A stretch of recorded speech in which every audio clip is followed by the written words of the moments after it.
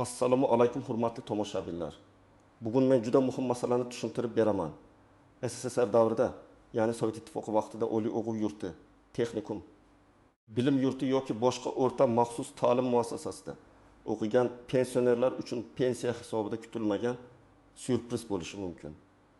Bu ma'lumot ayniqsa 6-65 yoshdan oshgan mehnat daftarchasida bo'sh joylari bor. O'qigan yillari pensiya stajiga qo'shilmagan yoki hujjatlari eski bo'lib qolgan insonlarga bevosita tegishli. Men sizga hozir oddiy tilda tushuntiraman. Kimning pensiyasi qayta ko'rib chiqilishi mumkin? Kimga bu foyda berishi mumkin? Kim esa bekorga ovora bo'lmasligi kerak? Ma'lumotni oxirigacha eshiting, chunki bitta eski diplom, bitta arxiv ma'lumotnomasi yoki bitta to'g'ri yozilgan ariza ba'zan pensiya hisobida sezilarli farq qilishi mumkin. Kanalga hoziroq obuna bo'ling. Videoga like bosing. Chunki bunday amaliy ma'lumotlarni men imkon qadar sodda va aniq qilib yetkazib boraman. Avvalo masalaning ildizini tushunib olaylik. Ko'pchilik pensionerlarimiz SSSR davrida ta'lim olgan. Kimdir 1960-yillarda institutda o'qigan, kimdir 1970-yillarda texnikumda tahsil olgan, kimdir 1980-yillarda pedagogika bilim yurtida o'qigan, yana kimdir zavod fabrika yo'nalishidagi kasb-hunar bilim yurtida ta'lim olgan. O'sha paytlarda hujjatlar bugungidek elektron bazaga kiritilmagan. Diplom bor, lekin arxivda yozuv topilmasligi mumkin. Mehnat daftarchasida o'qish davri qayd etilmagan bo'lishi mumkin. Familiya turmush qurgandan keyin o'zgargan bo'lishi mumkin. Muassasa nomi 3-4 marta o'zgargan, yopilgan yoki boshqa tashkilotga qo'shilgan bo'lishi mumkin. Oldingi yillarda pensiya tayinlanayotganda ko'p hollarda asosiy e'tibor mehnat daftarchasidagi ish stajiga qaratilgan. Agar odam ishlagan bo'lsa, korxona nomi, lavozimi, ishga kirgan va ishdan chiqqan sanalari ko'rsatilgan bo'lsa, shu asosda staj hisoblangan. Ammo o'qish davri ko'p hollarda e'tibordan chetda qolgan. Ba'zi pensionerlar men institutda 5 yil o'qiganman, lekin pensiyamga qo'shilmagan deb yuradi. Ba'zilar esa buni umuman bilmaydi, o'qish stajiga kirmaydi deb o'ylaydi. Aslida esa hamma narsa o'qish turi, davri, hujjatlar va amaldagi tartibga bog'liq. Hozir esa vaziyat boshqacha tomonga o'zgarmoqda. Pensiya tizimida hujjatlarni qayta ko'rib chiqish, arxiv ma'lumotlarini aniqlash, fuqarolarning murojaatlari asosida avval hisobga olinmagan davrlarni tekshirish imkoniyati kengaydi. Elektron bazalar paydo bo'ldi, davlat organlari o'rtasida ma'lumot almashish yaxshilandi. Eng muhimi, pensionerning o'zi ham faol bo'lsa, ya'ni mening o'qigan yillarim nega hisobga olinmagan deb savol bersa, hujjatlarini topshirsa, pensiya ishi qayta ko'rib chiqilishi mumkin. Bu yerda eng muhim gap. Hamma pensionerga avtomatik ravishda pul qo'shib beriladi deb tushunmaslik kerak. Bu noto'g'ri xulosa bo'ladi.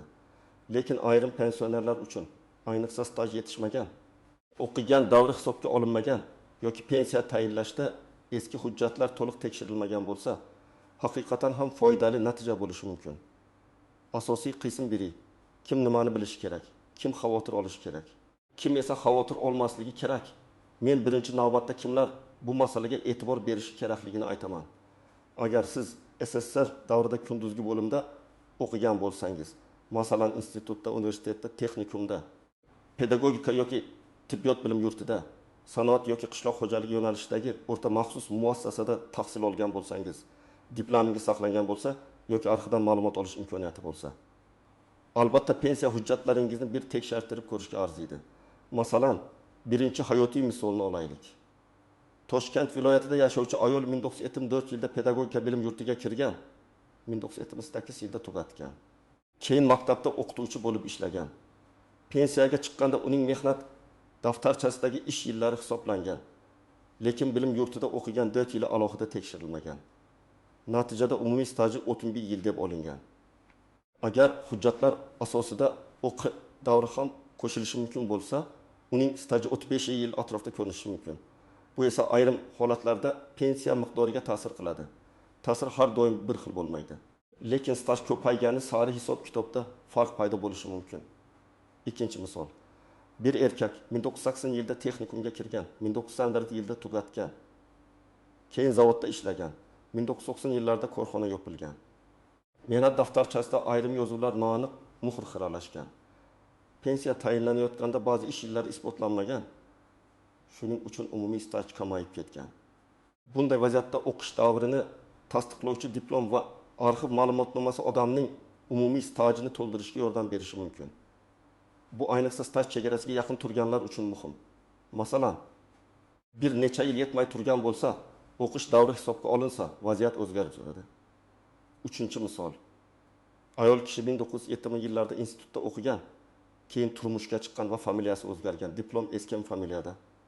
Pasport hozirgi familiyada. Pensiya bo'limiga borganda diplomdagi odamsiz ekaningizni tasdiqlang deyishlari mumkin. Bunday holatda nikoh guvohnomasi yoki familiya o'zgarganini tasdiqlovchi hujjat kerak bo'ladi. Ko'pchilik mana shu joyda to'xtab qoladi. Diplom bor-ku, yana nima kerak deydi. Lekin hujjatda ism sharif mos kelmasa, davlat organi uni avtomatik qabul qila olmaydi. Shuning uchun eski hujjatlar zanjiri to'liq bo'lishi kerak. 4-misol. Bir kishi institutda kechki bo'limda o'qigan va shu bilan birga ishlab yurgan. Bu holatda alohida e'tibor kerak. Chunki agar u o'sha davrda rasmiy ishlagan bo'lsa, mehnat daftarchasida ish staji allaqachon hisoblangan bo'lishi mumkin. O'qish davrini yana ustiga qo'shib bir davrni 2 marta staj qilish mumkin emas.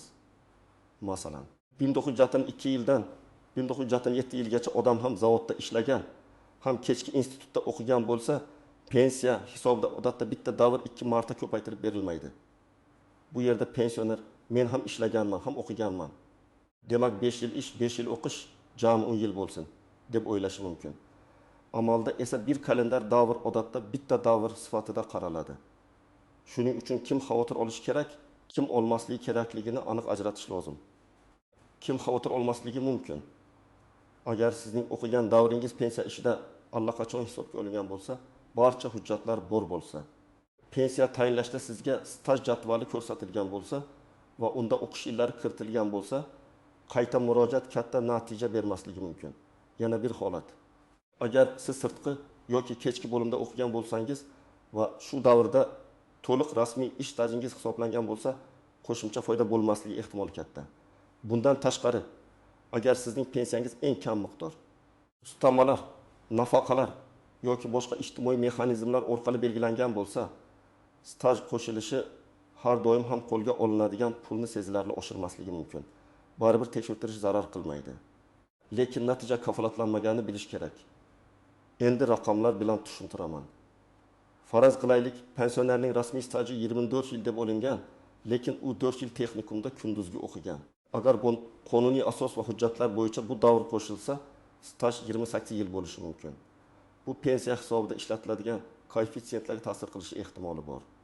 Boshqa bir pensionerda esa staj 38 yil. O'qish davri 5 yil, lekin pensiya allaqachon yuqori staj asosida hisoblangan. Ish haqi ko'rsatkichi ham yetarli.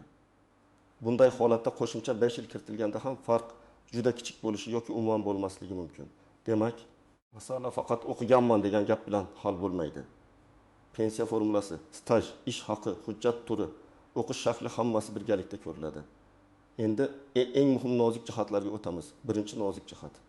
Diplomning o'zi ba'zan yetarli bo'lmasligi mumkin.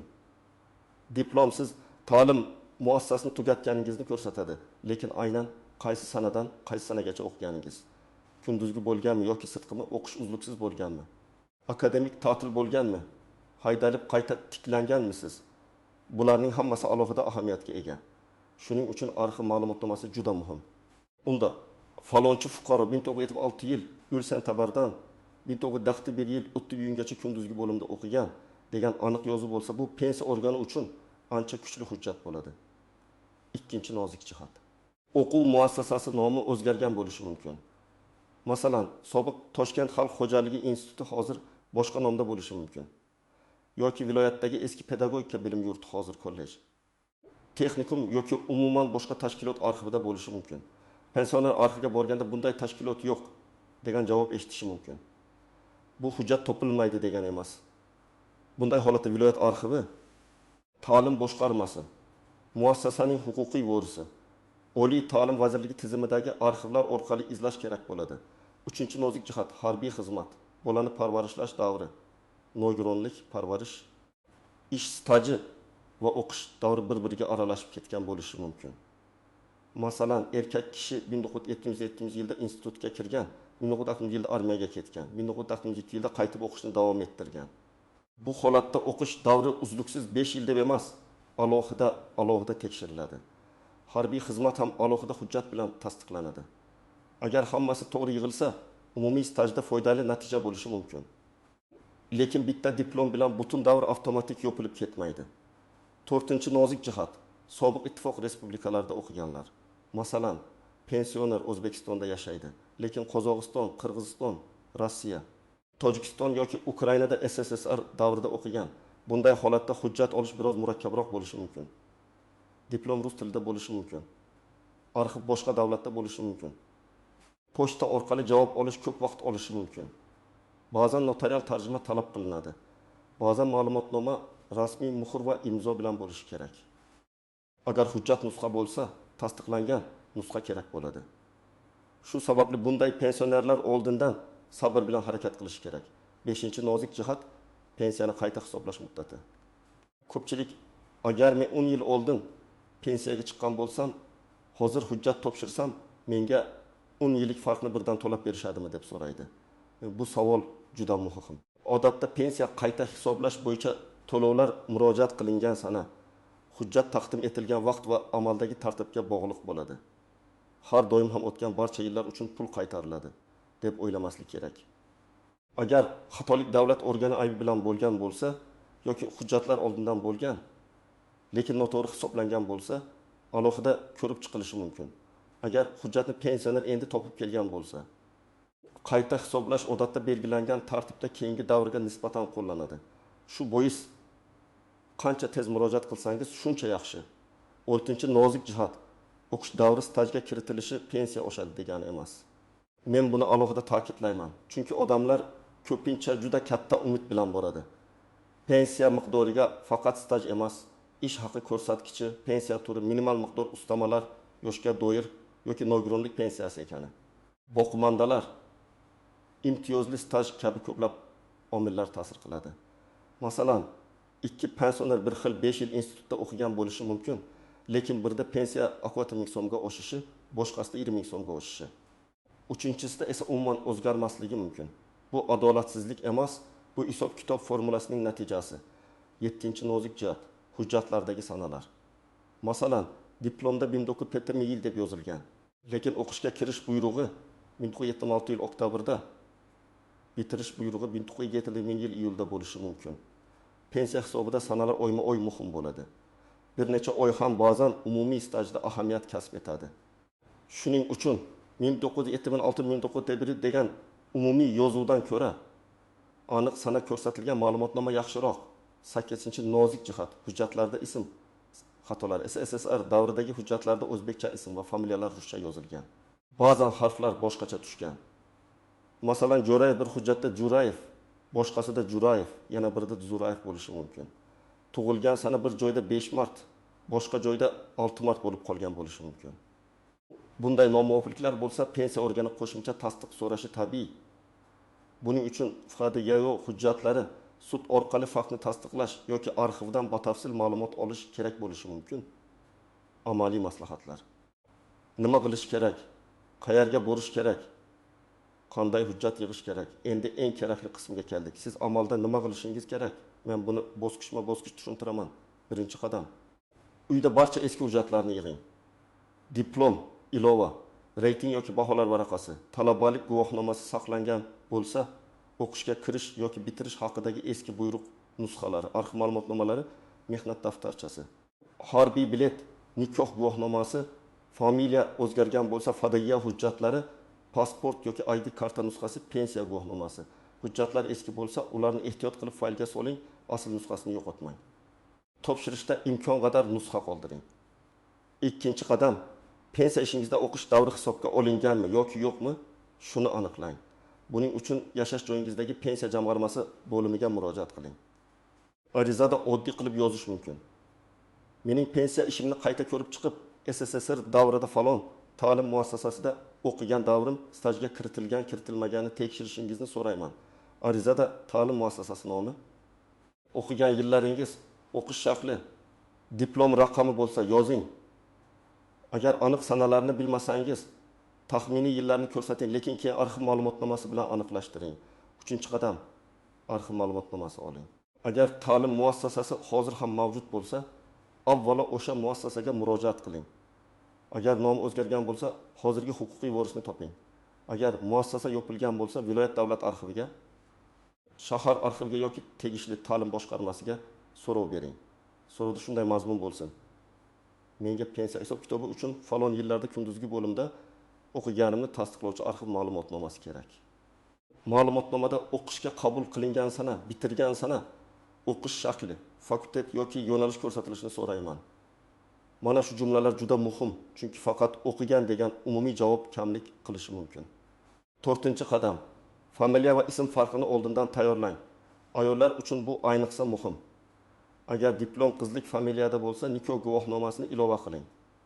Agar bir necha marta familiya o'zgargan bo'lsa, har bir o'zgarishni hujjat bilan bog'lang. Masalan, diplomda Karimova, nikohdan keyin Akbarova, keyin pasportda Akbarova bo'lsa, hammasi tushunarli. Lekin diplomdagi Karimova bilan hozirgi pasportdagi Akbarova o'rtasidagi bog'lanish hujjatsiz bo'lsa, muammo chiqadi. 5-qadam. Arizani 2 nusxada topshiring. Bir nusxasi pensiya jamg'armasida qoladi. Ikkinchi nusxasiga qabul qilingan sana, kirim raqami yoki mas'ul xodim belgisi qo'yilishini so'rang. Bu sizning murojaat qilganingizni isbotlaydi. Agar elektron murojaat qilsangiz, murojaat raqamini saqlab qo'ying. Telefon orqali og'zaki so'rash yetarli emas. Pensiya masalasida yozma iz qoldirish juda muhim. 6-qadam. Javobni kuting va tushunarsiz bo'lsa, izoh talab qiling. Agar sizga hisobga olinmaydi deyishsa, sababini yozma ravishda so'rang. Sababi hujjat yetarli emas bo'lishi mumkin. O'qish shakli mos emas bo'lishi mumkin. Bu davr allaqachon ish staji sifatida hisoblangan bo'lishi mumkin. Sababini bilmasdan turib, keyingi qadamni tashlab bo'lmaydi. Agar hujjat yetishmasa to'ldirasiz. Agar davr 2 marta to'g'ri kelib qolgan bo'lsa, boshqa davrlarni tekshirasiz. Agar noto'g'ri rad etilgan deb o'ylasangiz, yuqori turuvchi tashkilotga yoki qonuniy tartibda shikoyat qilish imkoniyati bor. 7-qadam. Hisob kitobni so'rang. Agar o'qish davri stajga qo'shilsa, pensiya miqdori qanday o'zgarganini tushuntirib berishlarini so'rashingiz mumkin. Necha yil staj edi? Nechaga o'zgardi? Pensiya qancha edi? Qancha bo'ldi? Qayta hisoblash qaysi sanadan qo'llanadi? degan savollarni bering. Bu savollar oddiy, lekin juda zarur. Chunki ba'zan pensioner faqat umumiy javob oladi, lekin hisobning mohiyatini tushunmaydi. 8-qadam. Farzandlaringiz yoki nabirlaringizdan yordam so'rang.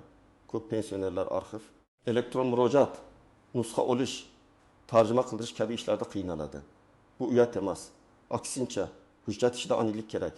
Nabirangiz internetdan muassasa manzilini topib beradi. Farzandingiz ariza yozishda yordam beradi. Siz esa asl hujjatlarni ko'rsatasiz.